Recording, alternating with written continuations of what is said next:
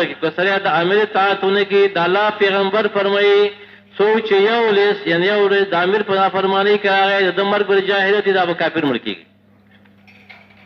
نو تاسو سوای چې اطاعت په دین کې څومره لوی نعمت ده، اطاعت په تبلیغ کې څومره لوی نعمت ده، اطاعت په تبلیغ کې څومره لوی نعمت ده.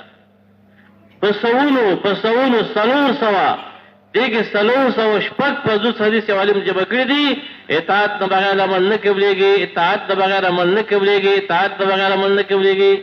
اطاعت د دین په هر شبه کې دا فرض ده.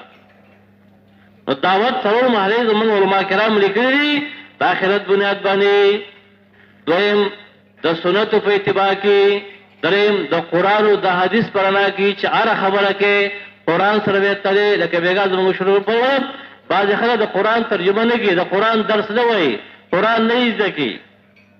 نو الله پاک پیغمبر ته وایي بلغ ما انزل الیک من ربک، دا هغه تبلیغ وکړي تا ته موږ وایي کړه چې هغه قرآن ده.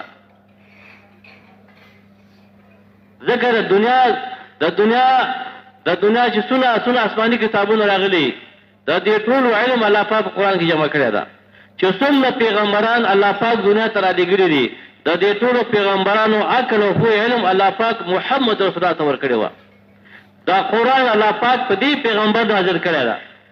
نو دا څومره عزتمن کتاب ده. وایي که د قرآن دپاره یو فضیلت نه وی همدا یو بس آسماني کتابونه راغلي د دې ټولو علم الله پاک قرآن کې جمع کړی ده. چې څومره پیغمبران الله پاک دنیا ته رالیږلي دي د دې ټولو پیغمبرانو عقل او علم الله پاک محمد رسول الله ته ورکړی و. دا قرآن الله پاک په دې پیغمبر نازل کړی ده. نو دا څومره عزتمن کتاب ده. وایي که د قرآن دپاره یو فضیلت نه وی همدا یو بس چې د الله کتاب ده، د الله کتاب ده، عزتمن کتاب ده.